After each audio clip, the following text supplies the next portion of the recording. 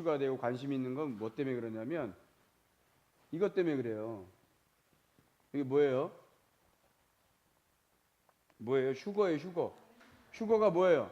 휴거라는 말은 성경에 없지만 뭐가 나와요? 들림받는다라는 얘기가 나와요. 들림받는다. 들림받는다라는 얘기가 어디서 나와요? 들림받는다는 얘기가. 예? 어디서 나온다고요? 성경 잠깐 한번 볼까요? 마태복음 24장 한번 보세요. 마태복음 24장 31절 한번 보세요.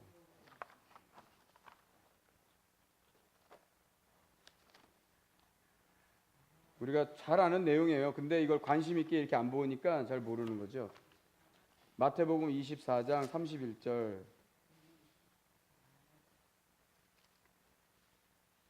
29절부터 한번 보세요.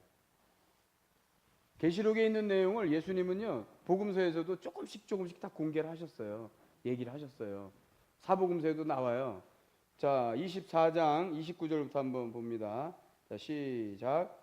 그날 환란 후에 즉시 해가 어두워지며 달이 빛을 내지 아니하며 별들이 하늘에서 떨어지며 하늘의 권능들이 흔들리리라. 그때에 인자의 징조가 하늘에서 보이겠고 그때 땅의 모든 족속들이 통곡하며 그들이 인자가 구름을 타고 능력과 큰 영광으로 오는 것을 보리라. 그가 큰 나팔 소리와 함께 천사들을 보내리니 그들이 그의 택하신 자들을 하늘 이 끝에서 저 끝까지 사방에서 모으리라.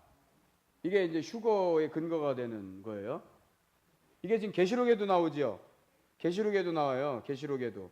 아까 보면 흑암 얘기 나오죠. 흑암 얘기가 어디서 나와요?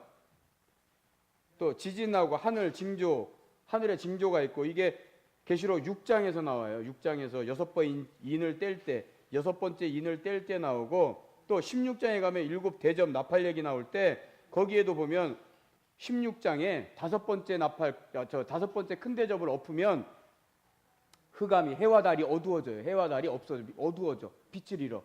그러니까 지금 예수님은 그때 일어날 일들을 지금 여기서 한 번에 그냥 묶어서 얘기하는 거예요. 자, 지금 여기가 휴거에 대한 근거가 되는 거고 또 데살로니가전서를 한번 보세요. 데살로니가전서 4장 17절 한번 보세요. 데살로니가전서 4장 17절. 4장 17절. 데살로니가전서 4장 17절.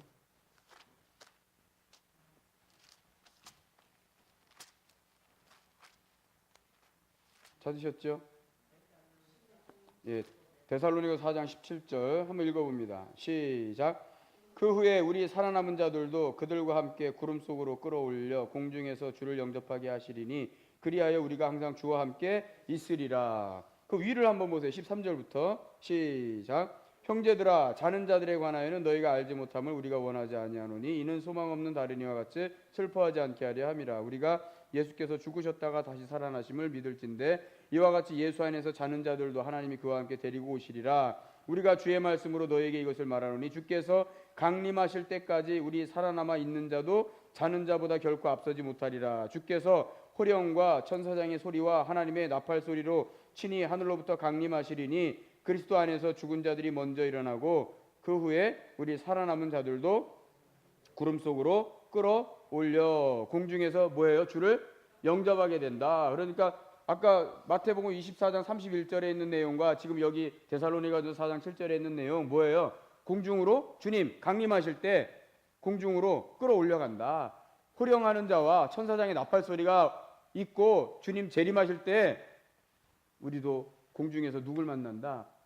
예, 주님 만난다는 거예요. 근데 그 순간 이제 예수님 재림하실 때 끝나는 거 우린 다 부활하는 거예요.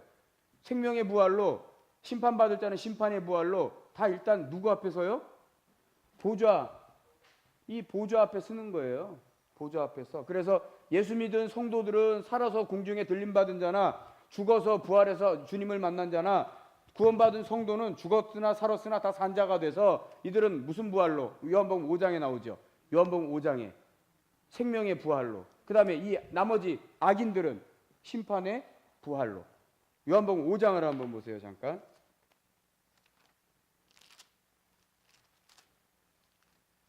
요한복음 5장 29절, 27절부터 한번 보세요. 27절부터. 요한복음 5장 27절부터 시작. 또 인자됨으로 말미암아 심판하는 권한을 주셨느니라. 이를 놀랍게 여기지 말라. 무덤 속에 있는 자가 다 그의 음성을 들을 때가 오나니 선한 일을 행한 자는 생명의 부활로. 선한 일이라는 것은 하나님의 일을 따라 행한 자, 하나님을 아는 자, 하나님이 그 안에 있는 자. 그는 무슨 부활이요? 생명의 부활로. 악한 일을 행한 자, 불신자, 하나님과 대적한 자, 하나님을 모르는 자, 믿지 않는 자, 심판의 부활로 나오리라. 그러니까 나중에 주님 재림하시면, 강림하시면 다 심판대 앞에 서는 거예요. 그래서 이 보호자는 무슨 보좌예요? 계시록에 보면 백보자 심판이라고 하는 거예요. 백보자 심판. 왜 백보자예요? 의의 옷. 우리가 수요일 날 계시록 4장에 보니까 아까 제가 그림 그렸던 이 보좌에 네 생물이 있고 그 주위에서 또 수종 드는 자들이 24장로가 있다 그랬어요. 24장로가 무슨 옷을 입었다? 흰 옷을 입었다. 흰 옷을. 여기는 흰 옷이라는 거는요, 그냥 우리가 보는, 원래는 구약에 보면 그 흰 옷은 세마포 옷을 상징하는 거예요. 그래서 계시록 8장에 보면 우리 구원받은 성도들이 이 땅에서 신앙생활할 때 나타나는 게 뭐예요? 거룩한 행실, 거룩한 행실. 우리가 이 땅에서 신앙생활하면서 여기서 말하는 24장로들이 입은 흰옷처럼 그 의로움을 나타낼 수 있는 것은 우리의 거룩한 행실인 거예요. 그걸 표시하는 게 구약시대 제사장들이 입었던 세마포 옷이에요. 그 세마포 옷을 여기서 흰 옷이라고 상징한 거거든요. 그러니까 우리가 그 세마포 옷을 입고 있는 거예요. 우리가 그 의인인 거예요, 의인. 그래서 여기 딱 쓰면 여기는 생명의 부활, 여기는 심판의 부활. 근데 왜? 여기가 의의 보좌이기 때문에, 의로움으로 충만한 보좌이기 때문에, 그래서 백보좌인 거예요. 백보좌 심판. 할렐루야. 여기서 아까 얘기한 대로 생명의 부활, 심판의 부활로, 그래서 우리는 천국으로, 나머지는 지옥으로 가는 일이 남아 있는 거예요. 자, 두 군데만 더 찾아볼게요. 계시록 11장 한번 보세요. 계시록 11장 12절. 계시록 11장 12절.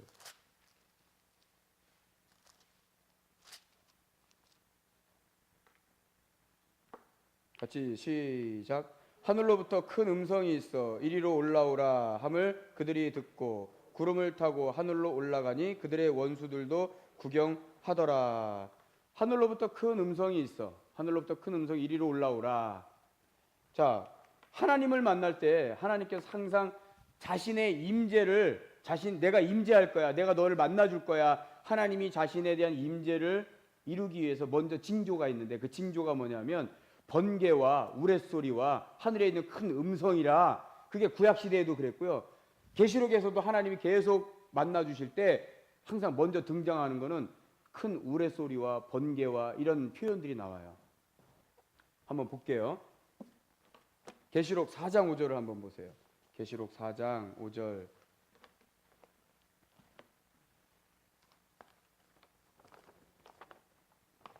한번 읽어봅니다. 시작.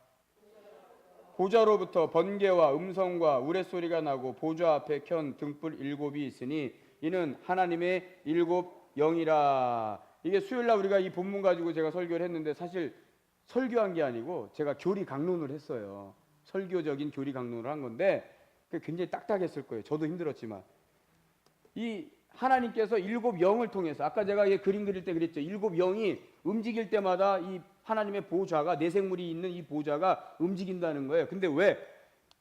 이 두루마리를, 비밀을 요한에게 줬는데 요한이 우는 거야. 슬피 울어. 왜? 이 인봉을 뗄 수가 없으니까, 이 비밀을 알 수 없으니까. 그러니까 주님이 직접 오셔가지고 그 인봉을 어떻게 하는 거예요? 떼주시는 거예요. 5장에 있는 내용이 그래서 나오는 거예요. 5장 1절 한번 보세요. 5장 1절 같이 시작. 내가 봄에 보좌에 앉으신 이의 오른손에 두루마리가 있으니 안팎으로 썼고 7 인으로 봉하였더라. 또 봄에 힘있는 천사가 큰 음성으로 외치기를 누가 그 두루마리를 펴며 그 인을 떼기에 합당하냐 하나 하늘 위에나 땅 위에나 땅 아래에 능히 그 두루마리를 펴거나 보거나 할 자가 없더라. 그 두루마리를 펴거나 보거나 하기에 합당한 자가 보이지 아니하기로 내가 크게 뭐 했어요? 울었더니. 계시를 분명히 주셔가지고 알게 하셨다고 했는데 환상을 보니까 하나님의 비밀이 또 감춰져 있는 두루마리가 있는데 그 두루마리를 받았는데 뗄 자도 없고 내가 감히 뗄 자격도 안 되고, 그러니까 하나님 나에게 이걸 보여주셨는데 이걸 어떻게 하면 됩니까? 하고 요한이 우니까 친히 누가 오신 거예요? 보좌에 앉으신 이가 오신 건데, 누구? 이 일곱 영 성령이라 그랬죠? 일곱 영. 한번 또 계속 읽어보세요. 시작. 5절 시작. 장로 중에 한 사람이 내게 말하되 울지 말라, 유대 지파의 사자 다윗의 뿌리가 이겼으니 그 두루마리와 그 일곱인을 떼시리라 하더라. 다윗의 뿌리로 온 뭐라 그랬어요? 예, 유대 지파의 사자 다윗의 뿌리가 누구예요?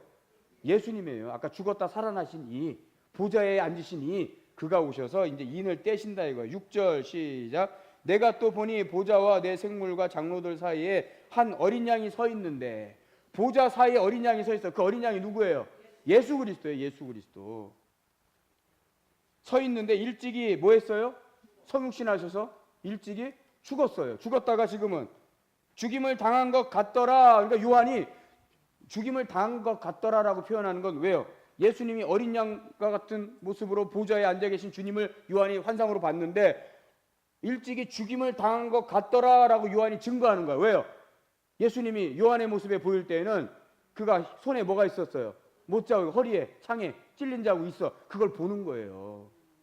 예수님, 우리가 하늘에 가면 예수님 그 자국 그대로 있을 거예요. 흔적이. 그러니까 그걸 보는 거예요. 죽임을 당한 것 같더라. 그러니까 분명히 누구 본 거예요? 사도행 환상에서 주님을 보신 거예요. 주님을. 6절 계속 읽습니다. 시작. 그에게 일곱 뿔과 일곱 눈이 있으니, 일곱 뿔이라는 건 권력을 상징하는 거야. 뿔이라는 거는 전통적으로요, 힘을 상징해요. 힘. 그래서 그 중세 유럽의 종교 뭐라고 해야 되나? 그때는 이제 다 교회가 종교가 하나여서 중세 때는 캐톨릭이잖아요. 어쨌든 하나님을 믿었기 때문에 미술가나 조각가나 하나님의 힘을 상징할 때, 특히 유럽에 가면요, 뭘 항상 그려놓냐면 머리에다가 뿔을 그려놔. 뿔. 그게 구약에서 유래된 거, 유대인의 그 사상에서. 히브리 사람들은요, 힘을 상징할 때 뭘 세워요? 뿔을 세워요. 뿔을. 그래서 유럽 사람들도 그걸 보고 배운 거예요. 그래서 다윗 누구죠? 다윗의 조각상 미켈란젤로가 조각한 모세상을 보면 모세 머리에 뭐가 있냐면 뿔이 달려 있어요. 뿔이. 그게 하나님의 권위를 상징하는 거예요. 그러니까 여기도 마찬가지. 계시록에도 지금 일곱 뿔이 있다 그랬죠? 일곱이라는 건 무슨 수라 그랬어요? 완전수라 그랬죠? 그러니까 완전수라는 건 하나님의 통치 영역을 말하는 거예요. 그러니까 일곱 뿔이 있다라는 건 하나님의 권세, 권한을 말하는 거예요. 계속 읽어봅니다. 일곱 뿔과 일곱 눈이 있으니 이 눈들은 온 땅에 보내심을 받은 하나님의 일곱 영이라.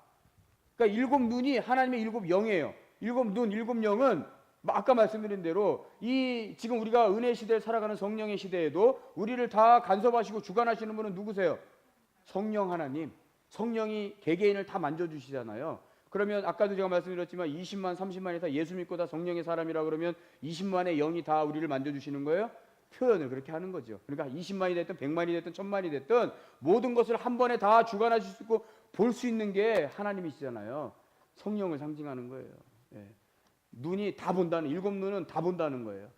일곱 영은 모든 걸 다 주관한다. 그 일곱 뿔로 얘기를 지금 하고 있는 거예요. 자, 그리고 다시 로마서로 잠깐 봅니다. 로마서 11장 25절 27절. 로마서 11장 25절 27절.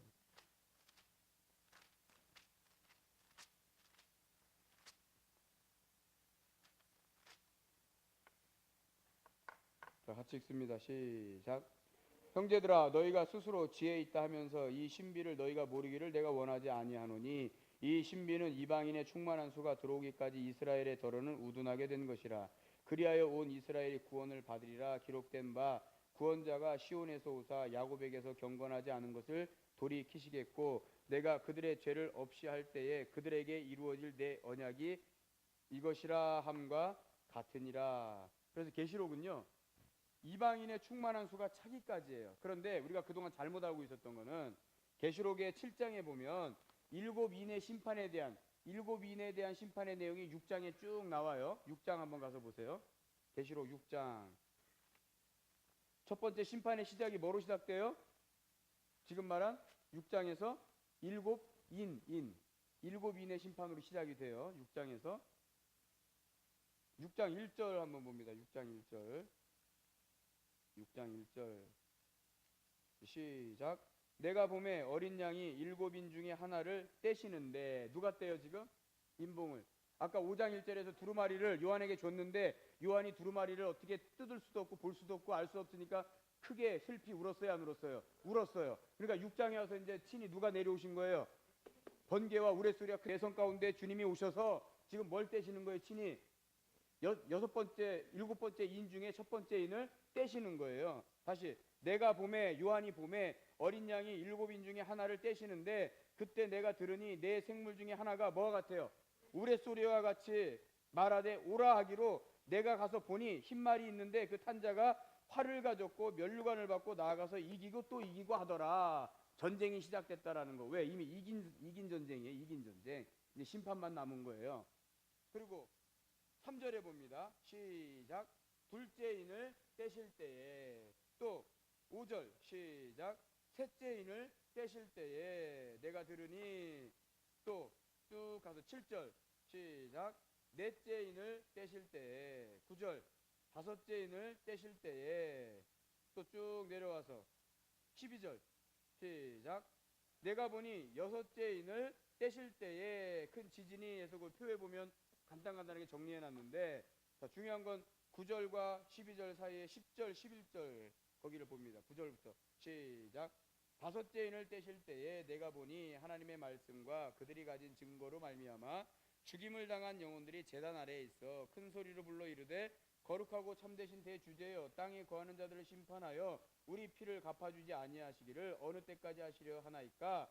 각각 그들에게 흰 두루마기를 주시며 이르시되, 아직 잠시 동안 쉬되 그들의 동무 종들과 형제들도 자기처럼 죽임을 당하여 그 수가 차기까지 하라 하시더라. 요 6장이 끝나면요, 여섯째 인을 떼고 나서 6장이 끝나면 7장 가면 구원받을 성도들이 나와요. 그게 14만 4천이네요. 14만 4천. 근데 14만 4천과 그동안의 연결을 우리가 졌던 게 뭐냐 하면 14만의 4천. 여러분이 14만 4천을 어떻게 알고 있었어요 그동안? 14만 4천. 7장에는 그 내용이 나와요. 입맞은 성도의 수. 쭉 보면 7장 1절 잠깐 넘어가서 볼까요? 7장 5절에 봐보세요. 5절부터. 한번 읽어보세요. 7장 5절 시작.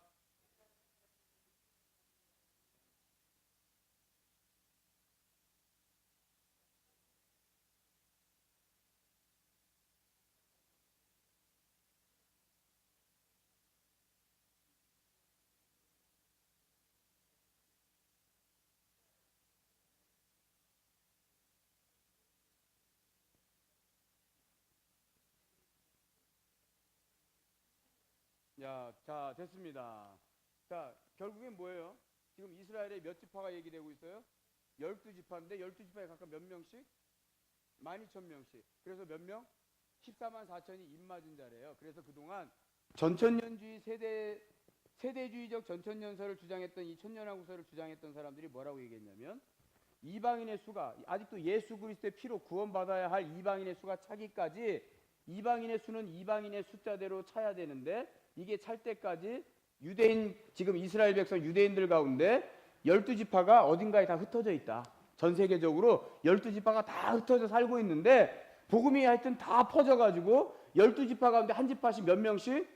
12,000명씩 예수 믿는 사람들, 예수에 입맞은 사람들이 딱 나와서 이 수가 차면, 이 수가 다 차면 뭐다? 그때는 끝이다 이거예요. 끝이다. 근데 이렇게 얘기하는 게 맞다 틀리다? 틀리다 이 말이에요. 이거를 뭐로 해석한 거예요? 그냥 문자적으로 숫자적으로 해석했단 말이에요. 이거는 이 12지파가 찰 때까지 14만 4천 입맞은 사람이, 지금 유대인들 이스라엘에 사는 사람들 중에 예수 믿는 사람들이 14만 4천 명이 나올 때까지가 아니고, 이방인의 충만한 수가 차기까지는 맞아요. 예수의 피로 구원받는 자들이 많이 생겨야 돼. 이방인의 수가 차기까지. 근데 이 수는 단순히 이렇게 보는 게 아니고 12지파, 그 다음에 12이라는 수가 3 곱하기 4. 물론 이렇게도 보는 견해들이 있었지만 10이라는 숫자는 3 곱하기 4. 이거는 온 이 지구상에 있는 모든 족속을 말하는 그걸 표현하는 거예요. 3이라는 거는 하늘의 수예요. 하늘의 수. 하늘의 수. 삼위일체 성부 성자 성령 하나님을 상징하지만 이거는 하늘의 수예요. 4는 동서남북 땅의 수예요. 땅의 수. 땅에서 완전한 수는 4야. 4. 그래서 이거는 충만한 수를 상징하는 것. 충만한 것을 충만하다. 하늘과 땅에 이 온 세상에 충만하다라는 걸 상징하는 게 3, 4예요. 그래서 3, 4 곱하면 12죠. 12죠. 그죠? 그래서 이 12에다가 12를 반복하는 거예요. 12 곱하기 12 하면은 이거는 하나님의 완전함을 말하는 상징이란 말이에요. 그러면 뭐가 나와요? 144가 나오죠. 그럼 여기다 뭘 곱한 거예요? 1000을 곱한 건데 이 1000은 또 뭐냐? 이것도 충만이에요. 지금 이 표에 보시면 여기 숫자가 나왔어요. 1000을 보세요. 1000. 여기 세 번째 칸에 제일 뒷부분에 보면 숫자가 의미하는 이게 히브리인들과 또 헬라어에서 상징하는 숫자 개념 그 숫자가 갖고 있는 의미인데 1000을 보세요. 뒤에서 5번째 칸에 뭐라고 돼 있어요? 충만수라고 돼 있죠. 그래서 근거가 출애굽기 20장 6절이나 역대하 1장 6절에 보면 1000이라는 숫자가 뭘 상징한다? 충만한 걸 상징한다. 그러니까 12도 하늘과 땅의 충만수고 그 충만함을 또 2번 곱해서 완전한 충만을 나타내는 거고 1000이라는 숫자도 충만수예요. 그러니까 14만 4천은 의미가 뭐다 결국엔? 결국엔 뭐예요 의미가? 충만이에요. 충만. 그러니까 이방인의 수가 충만히 찰 때까지를 상징하는 거기 때문에 12지파 유대인이 되었건 이방인들이 되었건 모든 이 지구상에 사는 모든 세상 가운데 살았던 사람들 중에서도 예수 믿은 성도들 앞으로도 믿을 사람들 그래서 주님 오실 때까지 이방인의 수가 충만하게 차기까지 할렐루야. 그러니까 여러분 14만 4천 이스라엘 백성들이 찰 때까지 우리가 복음을 전해야 되겠구나 라고 해가지고 미국 사람들이 저 옛날에 조지 부시가 전쟁을 일으켰잖아요. 그러면서 그 사람들이 주장했던 게 신자유주의였어요. 그래서 네오콘 했잖아요. 그 신자유주의 복음적인데 예수 믿는 개신교들인데 누구를 지지했어요? 유대인을 지지했어요. 그래서 그걸 시오니즘이라고 해요. 시오니즘. 야 예루살렘은 우리가 예루살렘을 회복시켜야 돼. 우리가 이스라엘을 도와야 돼. 유대인들을 도와야 돼 라고 주장하는 사람들이 미국의 시오니즘이에요. 이거를 잘못 해석하면 그렇게 된다고요. 그러니까 유대인을 도와야 된다라고 생각하는 거야. 전 세계는 다 멸망해도 모든 지구에 있는 사람들은 다 굶어 죽고 전쟁과 기화에 다 고난받고 살아도 유대인만을 위해서 우리는 존재하고 사는 거야 라고 주장했던 사람들이 미국의 쉬운 네오콘들이에요. 조지 부시와 옛날에 콘돌라이즈 라이스 또 그 도널드 럼스펠드 국방부 장관 얘네들 이 사람들이 전부 다 신네오콘이었다고요. 누구를 도와야 된다? 이스라엘을 도와야 된다. 왜? 이것 때문에 14만 4천 여기서 나온다. 그래야 끝난다. 이거 잘못 해석한 거예요. 이게 아니라 이 말이에요. 아셨죠? 이거를 주장했던 건 뭐라고요? 전천년주의, 세대주의, 전천년주의설. 그러면 이렇게 계산을 해요. 그게 아니고 우리는 이거 상관없이 그냥 예수님 오실 때까지 뭐 하면 돼요? 예수님을 잘 전하면 되는 거예요. 할렐루야. 예. 참 이게 너무나 할 것 많고요.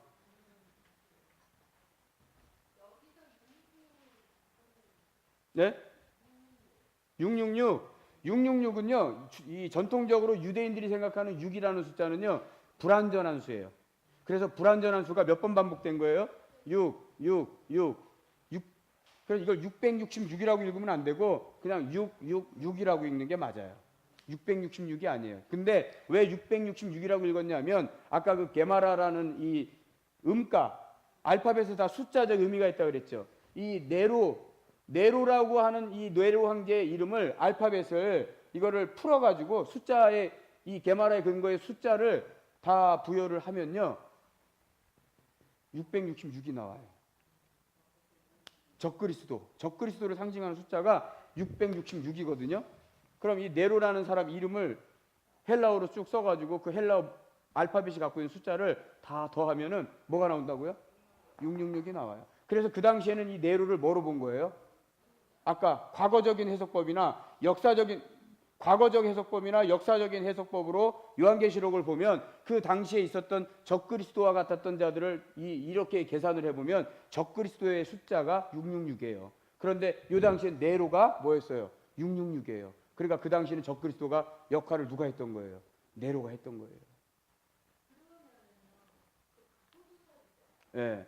그러니까 뭐 요즘 들어서 뭐 바코드 얘기하고 뭐 전자칩 얘기하고 그런 것들 다 해석은 세대주의적 전천년설에 근거해서 그런 해석을 하는 거예요. 그러니까 여러분, 바코드는요, 우리는 바코드를 받든 뭘 받든 간에 예수만 잘 믿으면 되는 거예요. 여러분, 지금 카드가 지금 스마트폰이 앞으로 이게 다 결제가 될 거예요, 이걸로. 그리고 진짜 뭐 택을 여기다가 무슨 택을 또 걸고 다닐지도 몰라요. 그리고 요즘 아이폰이나 삼성에서 뭐 손목시계 차면 이게 이제 앞으로 건강 체크도 되잖아요. 그거 쓴다 그래가지고 우리가 화인 맞고 그러는 거 아니란 말이에요. 그거는 다 바코드도 마찬가지예요. 물론 앞으로 이제 어떤 식으로 또 적그리스도가 출현할지 모르겠지만 어쨌든 우리는 누구만 잘 믿으면 돼요. 예수 잘 믿으면 돼요. 앞으로 화폐가 없어질 거예요. 내 몸 안에 진짜 화폐를 갖고 다닐지도 몰라요. 카드를 대신해서. 지금 우리가 카드에 보면 마그네틱이 다 없어졌죠. 은행에 가면 ATM기 쓸 때 카드 마그네틱 있는 거 써요? 이제 못 써요? 못 쓰잖아요. 다 칩이잖아요. 칩. 이제는 그런 칩이 소형화돼 가지고 우리 여기 손에 붙을지 이마에 붙을지는 아무도 몰라요. 아니면 조그맣게 갖고 다닐지 목걸이로 갖고 다닐지 아무도 모르는 거예요. 근데 그걸 가지고 화인 맞아 가지고 666이다 그렇게 해석하면 안 된다고요. 아시겠죠? 예. 그러니까 그런 거에 자꾸 현혹되지 마시라 이거예요. 흔들리지 마시라 이거예요. 예.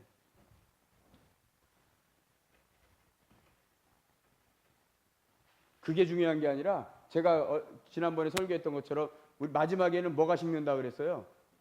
마지막에 뭐가 식어요? 마태복음 22장에 보면 사랑이 식는다 그랬어요. 사랑이 식어.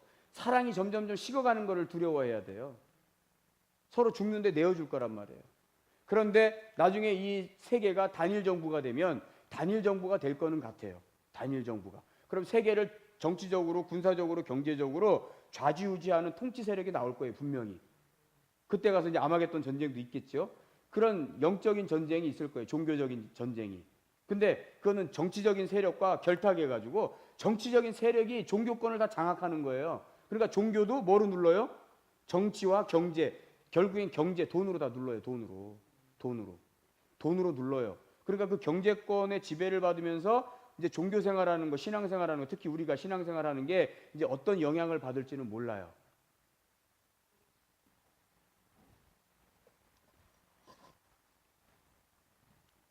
어디까지 했죠? 충만수.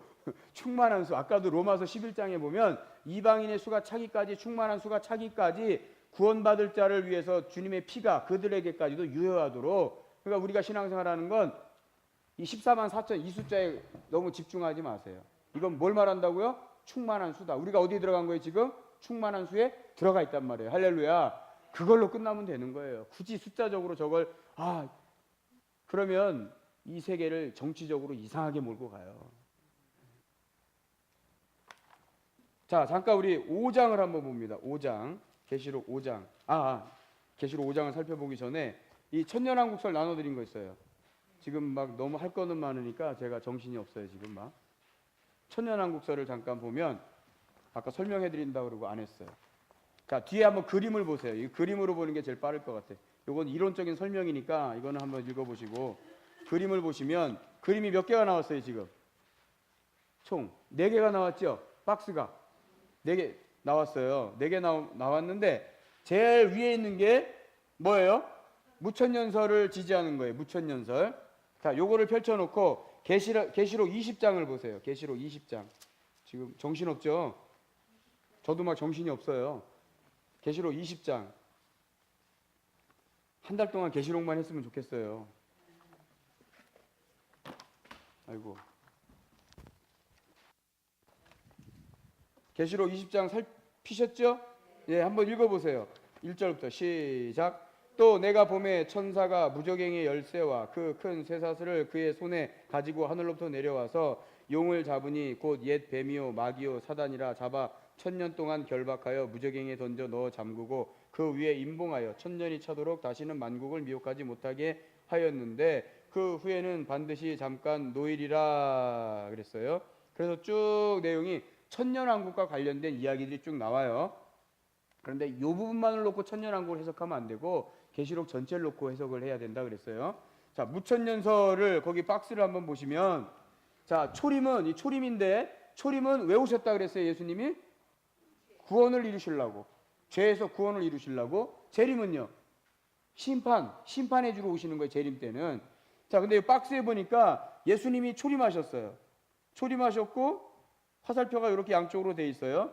그리고 그 박스에 현재 뭐라고 돼 있어요? 천년왕국 시대다 돼 있는데, 실제로는 이 땅에서, 지상에서는 천년왕국이 이루어지지 않아요. 근데 계시록을 문자대로 그대로 해석하면 이 땅에 뭐가 있다는 거예요? 천년왕국이 있다는 거죠. 그런데 이 땅에서는 천년왕국이 이루어지지 않아요. 아까 그래서 그걸 주장했던 게 뭐냐면 후천년설이었어요. 근데 후천년설이 천년왕국이 이루어져요, 안 이루어져요? 앞으로 여기서는 이루어질 일이 없어요. 이건 영적인, 이건 상징적인 의미예요. 지금 우리가 살아가고 있는 예수님의 초림부터 시작해서 앞으로 언제 오실지 모르지만 재림의 때가 있고, 재림하시면 이제 모든 게 다 끝나는 건데, 요 때를 뭐라고 보는 거예요? 실질적인 천년왕국은 없지만, 상징적인 천년왕국 시대를 우리가 살아가고 있다라고 그렇게 보는 거예요. 왜요? 마태복음에 보면 12장 13절에 뭐라 그랬어요? 너희가 내 이름으로 귀신을 쫓아내면, 예수님이 이 땅에 이미 오심으로 뭐가 이루어진 거예요? 예수님이 이 땅에 오심으로, 그가 죽고 부활하심으로 뭐가 이루어졌어요? 하나님의 뜻이 다 이루어졌죠. 천국이 이루어진 거예요. 아멘. 그래서 신학적으로는 already, not yet, 이 말이 뭐예요? 천국은 임했어, 이루어졌어, 다 이루어졌다, 이루어진 거예요. 그런데 뭐가 지금 계속 뭐하고 있는 거예요? 확장돼 가고 있는 거예요. 언제까지? 예수님이 오시는 그날까지. 그래서 이 땅에서 우리가 살아가고 있는 이것은, 실질적인 천년왕국은 실제적으로 이루어지고 한 것은 아닌 상징적인 천년왕국이지만, 그러나 실제적으로 우리 영적으로 예수 믿은 구원받은 사람들은 뭘 누려요? 영적인 실제적인 천년왕국을 지금 누리고 살고 있는 거예요. 그래서 이거를 무천년설이라고 하는 거예요. 무천년설. 이 땅에 지상낙원이라고 말하는 파라다이스가 실제로 있다 없다?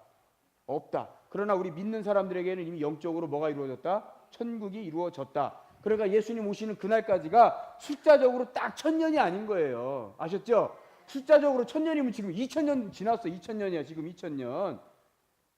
그 욕하는 것 같아요. 죄송해요. 그죠? 천년왕국이 2번 이루어졌어야 돼. 2번. 그 1000년, 숫자적인 1000년이 아니에요. 아시겠죠? 예. 그래서 예수님 재림하시고 나서 뭐가 있어요? 지금 뭐가 있어요? 최후의 심판이 재림과 동시에 심판이 이루어지고, 그 다음에 바로 뭐예요? 새하늘과 새 땅. 이게 다 없어지는 거예요. 다 없어지는 거예요. 근데 그 박스 밑에 보면 첫 번째 부활이라고 그랬죠. 이 첫 번째 부활은 우리의 영적인 거듭남을 말하는 거예요. 그러니까 이거 첫째 부활, 둘째 부활 이렇게 이해하지 마시고요. 차라리 그 첫째 부활을 지워버리세요. 그 박스에는 첫째 부활을 X 표시하고, 그냥 초림 때는 우리가 뭐 한 거예요? 거듭남. 그 다음에 그 옆에 있는 거 둘째 부활을 하지 마시고 그냥 부활, 둘자를 지우세요. 재림 때 다 어떻게 된다 그랬어요? 아까 데살로니가 전서나 아까 마태복음 보니까 재림 때 다 어떻게 돼요? 부활하잖아요. 이렇게 요 그림이 바로 우리가 제가 지지하고 우리 담임 목사님이 지지하는 무슨 설이요? 무천년설, 천년왕국설이에요. 그러니까 도표로 보면 쉬워요. 그림으로 보면 이해가 좀 되죠. 그 다음 밑에 후천년설, 그림이 약간 무천년설과 비슷해. 근데 차이는 뭐냐 하면, 뭐예요 차이는? 천년왕국이 지상에서 실제로 이루어질 거다라고 주장했던 거예요. 근데 아까 얘기한 것처럼 천년왕국이 실제적으로 이루어졌어요, 안 이루어졌어요? 안 이루어졌잖아요. 그래서 이거는 세계 1차, 2차 세계대전 끝나고 나서 이 설을 다 아주 완전히 사라졌어요. 이걸 지지하는 사람은 지금 없어요, 지구상에. 과거에는 있었지만. 아셨죠? 그 다음 세 번째. 이제 전천년설이 문제가 되는 거예요, 전천년설이. 근데 그 위에 있는 세대주의 전천년설은 아직까지도 지지하는 사람들이 있다, 없다? 있다. 그리고 지금 현재 이단들은 주로 이걸 좋아한다. 왜? 그래야 성도들을 꽉 올가매기 좋거든요. 두려움에 떨게 만들거든요. 너 앞으로 예수 제대로 안 믿으면 네가 싫든 좋든 간에 이 땅에서 살아갈 때 7년대 환란을 겪어야 돼.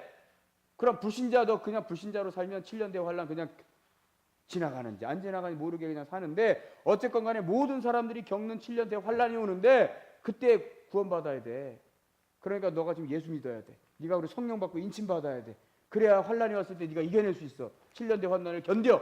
그래야 그때 순교를 해야 돼. 순교해야 그나마 예수님 공중에 계시다가 다시 이 땅 재림하실 때 너 다시 들림 받아서 이 땅으로 내려와서 천년왕국 여기서 왕노릇 하는 거야. 이렇게 주장하는 게 전천년주의, 세대주의 전천년주의 설이에요. 그 그림을 보면 그림이 복잡해요, 단순해요? 복잡해요. 우리가 주장하는 무천년설보다 복잡해요, 단순해요? 복잡해요. 이걸 아까 무슨 순서대로 했다고요?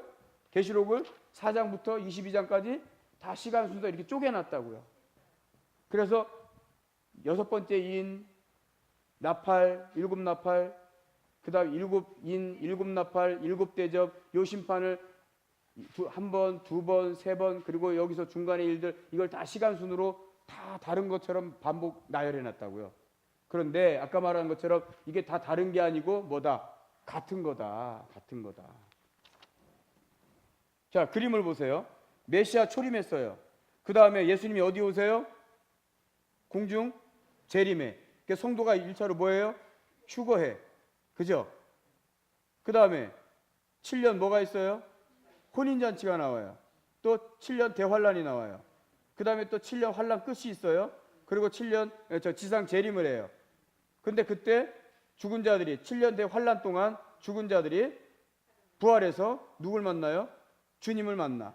그러면서 최후의 심판 때까지 몇 년이? 1000년이. 그래서 이 지상 재림을 통해서 1000년 동안 이 땅에서 지금 우리가 발을 딛고 있는 이 땅에서 호흡하면서 다시 1000년 동안 여기서 왕노릇하고 산다는 거예요. 그리고 나서 1000년이 끝나면 뭐예요? 이제 끝난다는 거죠. 지금 이렇게 해석을 하는 게 세대주의 전천년설인데 이렇게 계시록을 해석하는 게 옳지 않다 이 말이죠. 그 다음 네 번째는 역사적인 전천년설인데 이것도 후천년설이 없어질 때 이것도 없어졌어요.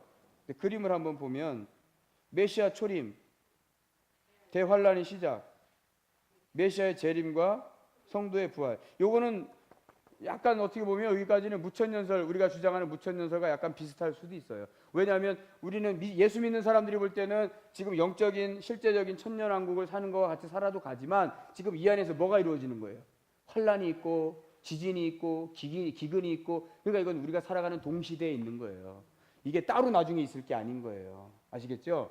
그렇게 있고 또 바로 뭐가 시작된대요? 바로 그냥 천년왕국이 시작된대요. 예수님, 그러니까 요거는 그림을 이렇게 보면 무천년설과 약간은 비슷한 것 같아요. 환란만 거기다 더 넣으면 돼. 그죠? 천년왕국이 실제적으로 아니지만 영적인 천년왕국이 이루어지고 있다라는 것만 여기다 넣으면 마치 비슷해 보여요. 자, 이 그림을 가지고 이제 좀 이해를 하시기를 바라고, 중요하게 구분을 지을 때 천년, 전천년이냐 후천년이냐 그 기준을 뭐로 삼아야 되느냐. 천년 왕국설이니까 뭐가 중요해요? 뭐가 주가 되겠어요? 주님이 물론 당연히 중요하시지만 요 이론을 갖고 얘기할 때는 뭐에 포커스를 맞춰야 돼요? 천년 왕국이에요. 천년 왕국 전에 예수님이 재림하시면 이거는 뭐예요? 천년 왕국 전에. 천년 왕국 전에. 그럼 전천년설인 거예요. 헷갈리지 마세요. 천년 왕국 후에 주님이 오셨다. 그럼 이거는 후천년설인 거예요. 이해되셨어요? 자, 그림 보세요. 여기 전천년설 보세요. 전천년설. 예수님의 재림 나오죠? 그 재림 뒤에 뭐가 있어요? 재림 뒤에 뭐가 나온다고 보는 거예요? 여기 세 번째 그림 박스에 7년 대 환란 끝 있고 지상 재림 화살표를 보세요.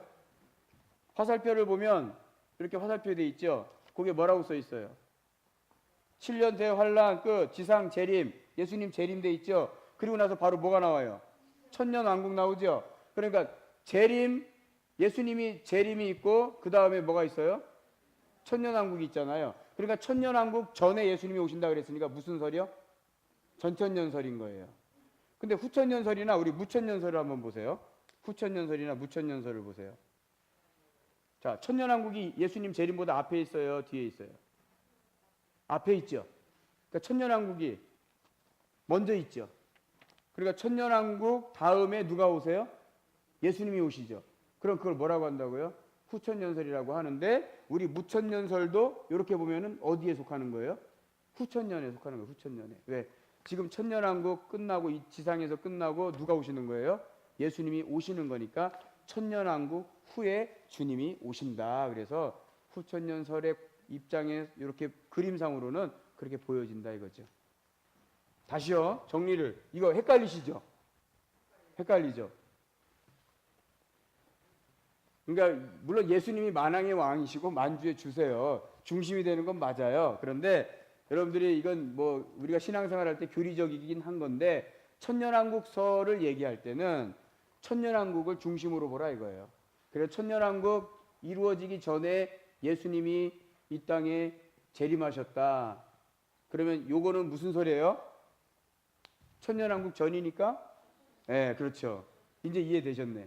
자, 이렇게 하면 전천년설이고 또 천년왕국이 있는데 자, 천년왕국이 있어요. 근데 예수님이 이때 재림하셨어. 그럼 이거는 뭐예요? 천년왕국 후에 오셨으니까 무슨 설? 후천년설이다. 그런데 이 그림은 우리가 지지하는 뭐와 또 비슷하다? 무천년설도 이 그림으로는 이렇게 된다. 왜? 지금 살아가고 있는 우리 이 시대가 예수님 초림부터 지금 재림까지가 무슨 시대라? 천년왕국 시대와 같은 시대를 우리가 지금 살고 있다. 그러니까 그러고 나서 누가 오신다고 했어요? 예수님이 오신다고 그랬으니까 요 그림과 요 그림과는 그림상으로 구조상으로 보면 비슷하다 이거예요. 아셨죠? 할렐루야. 예.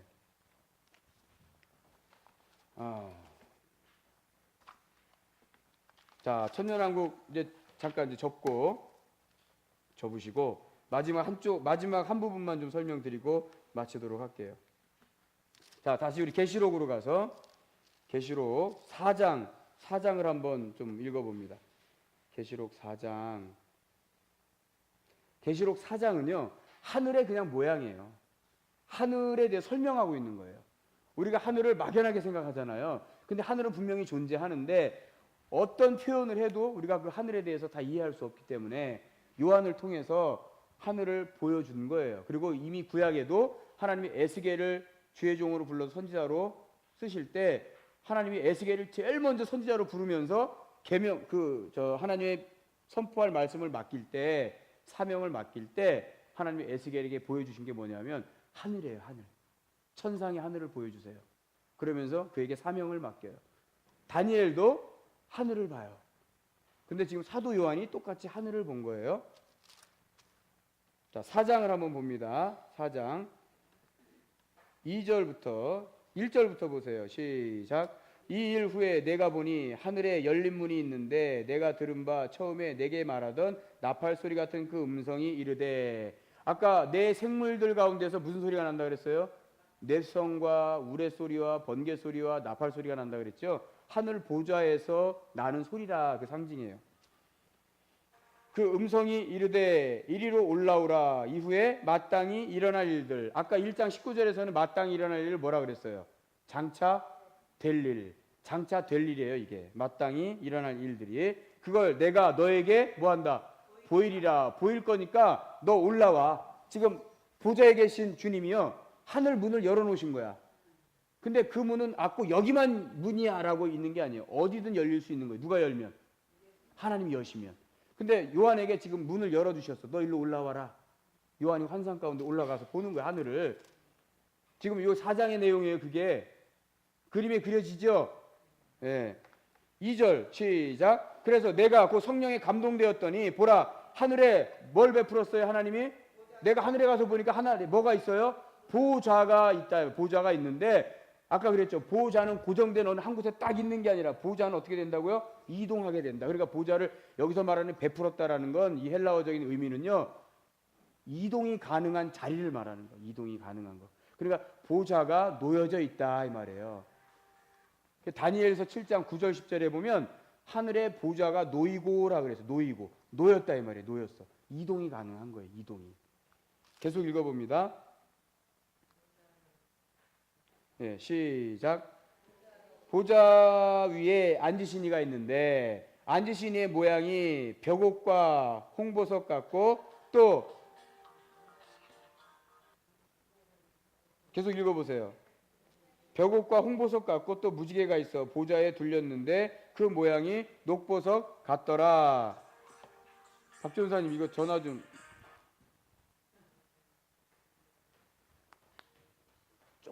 조금 늦게 끝나도 이해 좀 해주세요. 예, 많이는 안 늦을 테니까. 자, 앉으신 이의 모양이라 그랬어요. 근데 이 모양이라고 보면 안 되고 모습이라고 봐야 돼요. 모습. 그래서 그 보좌에 앉으신 이의 모습이 벽옥 같다 그랬어요. 이거 하나님에 대한 표현이에요. 벽옥. 다이아몬드 금강석을 말해 벽옥은. 그러니까 금강석은요, 변하지 않는 거, 영원한 거, 의로운 거, 순결한 거, 청결한 걸 상징하는 거예요. 그러니까 하나님의 속성을 상징하는 거예요. 벽옥 같다. 보좌에 앉으신 이의 모습이. 또 홍보석 같다. 홍보석은 하나님의 진노, 하나님은 심판의 하나님이다. 진노의 하나님이시다. 그걸 말하는 거예요. 이 홍보석은. 그 다음에 무지개가 있는데 그 무지개가 둘려 있는 것처럼 보이는데 뭐 때문에 그러느냐고 보니까 녹보석 때문에. 녹보석. 그 녹보석은 뭐냐면 이가 상징하는 건 에메랄드인데 연두색, 초록색 이런 빛을 말하는 거예요. 녹보석이 갖고 있는 빛이. 그런데 그것이 비쳐서 무지개와 같은 빛으로 쫙 하나님의 보좌를 둘려 있다는 거는 하나님은 언약의 하나님이시다 이 말이에요. 언약의 하나님. 하나님은 말씀을 주시고 그 말씀을 지키시는 분이시다. 그래서 거룩과 순결과 또 사랑과 인애와 자비가 충만하신 그 하나님과 심판하시는 하나님, 우리는 그걸 뭐라고 보는 거예요? 공의의 하나님이라고 보는 거예요. 그러니까 하나님은 어떤 하나님을 표현하는 거예요? 3절은 공의의 하나님이시다라는 걸 지금 표현하고 있는 거예요. 4절 시작. 또 보좌에 둘려 24 보좌들이 있고 그 보좌들 위에 24 장로들이 흰옷을 입고 머리에 금관을 쓰고 앉았더라. 24 장로를 뭐 해석하는 관점은 여러 가지가 있어요. 그러나 어쨌건 영적인 존재예요. 그런데 하나님이 그 보좌에 어린 양 예수 그리스도 하나님께서 보좌에 계시고 그 보좌를 이루고 있는 건 뭐라 그랬어요? 아까 그룹, 스랍, 천사들, 천사장이에요. 그리고 내 생물로 나타나고 있는 게 그룹들이에요. 그리고 그룹들과 그 밑에서 또 하나님의 일을 열심히 하는 그 면류관을 썼어요. 하나님께서 부여하신 어떤 권한을 가지고 금관을 쓰고 있는 24 장로들이 있어요. 영적인 존재들이에요. 그러니까 하늘에 지금 어떤 조직이 있는 거죠. 하나님이 계시고 그 보좌에 둘러있는 내 생물 그룹 스랍들이 있고 또 그들이 직접 일하는 건 아니지만 누가 일을 해요? 24 장로들이 있고 또 그 밑에 그들이 갖고 있는 7 별이 있고 천사. 그러니까 이게 하늘이 지금 그렇게 돼 있다 이 말이에요. 5절 보좌로부터 번개와 음성과 우레소리가 나고 보좌 앞에 켠 등불 7이 있으니 이는 하나님의 7 영이라. 근데 그 아까 하나님의 7 영은 6절에서 7 눈이라 그랬어요. 7 영은 아까 뭘 말한다 그랬어요? 하나님의 성령을 상징한다 그랬어요. 6절 보좌 앞에 수정과 같은 유리바다가 있고 보좌 가운데와 보좌 주위에 네 생물이 있는데 앞뒤에는 눈들이 가득하더라. 그 첫째 생물은 사자 같고 둘째 생물은 송아지 같고 셋째 생물은 얼굴이 사람 같고 넷째 생물은 날아가는 독수리 같은데 이 7절도요 3절과 매칭을 시키세요. 3절과 연결해서 읽으세요. 누굴 나타내는 거예요? 하나님을 나타내는 거예요. 그래서 사복음서는 누굴 말한다 그랬어요? 예수 그리스도. 왜요? 마태복음은 왕의 복음이라고 그랬고 사자, 그 사자복음이라고 배웠잖아요. 또 마가복음은 송아지 복음이다. 왜?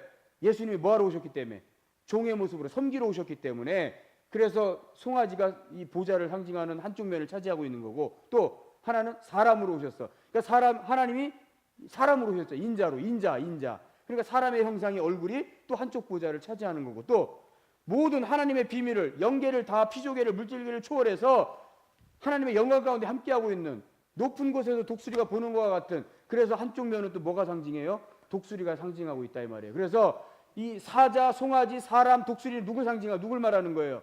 하나님을 그렇죠. 예수님을 말하는 거예요. 하나님의 속성이란 말이에요. 3절도 하나님의 속성인 거고. 아시겠죠? 8절. 자, 8절부터는 쭉 한번 읽어보세요. 여기 4장을 읽을 때 어딜 참조해야 되냐면 불러드릴 테니까 적으세요. 그거 다 지금 찾아볼 수 없잖아요. 에스겔서 1장 특별히 이 4장을 읽을 때 에스겔서 1장을 전체 다 읽으세요. 에스겔 1장. 그 다음에 에스겔 10장 그것도 다 읽으세요. 에스겔 10장. 그 다음에 이사야서 6장 1절에서 5절까지도 읽으세요. 이사야서 6장 1절에서 5절 아니면 이사야서 6장을 다 읽으세요. 그리고 4장하고 5장을 같이 읽으세요. 4장과 5장을 따로 뗄 수가 없어요. 아니 이 에스겔서 아니 계시록 4장과 5장을 같이 읽으세요. 이걸 한 덩어리로 봐야 돼요. 그래서 반복돼요. 5장도. 근데 5장은 책을 말해. 책. 작은 책. 그리고 어린 양을 말해. 그래서 아까 어린 양 그 작은 책은 5장 1절이면 두루마리예요. 두루마리. 옛날에 말씀은 두루마리로 써 있기 때문에 두루마리. 그래서 왕들이 상소가 올라오면 우리 조선시대 때 왕들도 어떻게 했어요? 두루마리를 쫙 펼치잖아요. 그죠? 여기 있는 이 책이라는 이 책으로 돼 있거든요. 지금 여기 두루마리로 돼 있어. 5장에 보면 아까 우리가 읽었죠. 보좌에 앉으시니 오른손에 뭐가 있다. 5장 1절 보세요. 시작. 내가 보매 보좌에 앉으시니 오른손에 두루마리가 있으니 안팎으로 썼고 7인으로 봉하였더라. 자, 하나님의 말씀이 앞으로 장차 이루어질 일, 아까 마땅히 될 일이라 그랬는데 그게 두루마리에 쫙 기록되어 있다는 거야. 앞뒤로 위아래로. 근데 그게 말려 있고 봉해져 있어. 그러니까 요한이 아무리 보고 싶어도 못 보는 거야. 왜? 장차 될 일이야. 이루어질 일이야. 심판이 있고 심판의 내용이 있고 믿은 우리 구원받은 성도들에게는 하늘의 영광에 대한 내용이 기록되어 있어요. 근데 그 내용을 지금 두루마리로 인봉되어 있으니까 요한이 못 보니까 어린 양이 직접 그걸 어떻게 하는 거예요? 지금 첫째 인을 떼서 보여주는 거예요.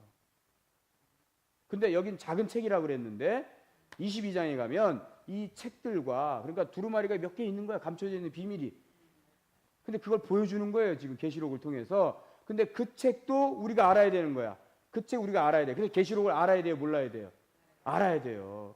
지금 두루마리에 감춰져 있는 인봉을 떼주시니까 여기 있는 말씀 그대로 우리는 가감하지 말고 우리는 알아야 돼. 상징은 상징으로, 문자적인 것 문자적인 것으로. 그래야 나중에 우리가 어디에 또 기록된다.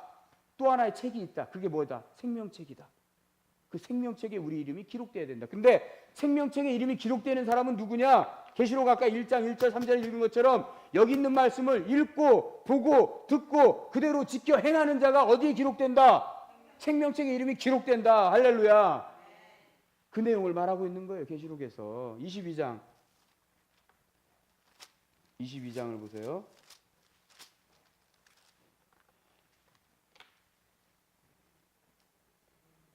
자, 22장 먼저 21장 그 위에 27절을 먼저 한번 보세요. 27절.